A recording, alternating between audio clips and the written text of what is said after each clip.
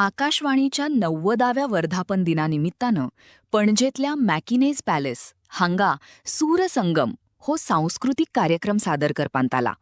सार्वजनिक प्रसारणाच्या या 9 दशकांच्या प्रवासाचो गौरव करपा खातीर कलाकार आणि संगीत मोगी या सुवाळ्यांत एकठांय आले.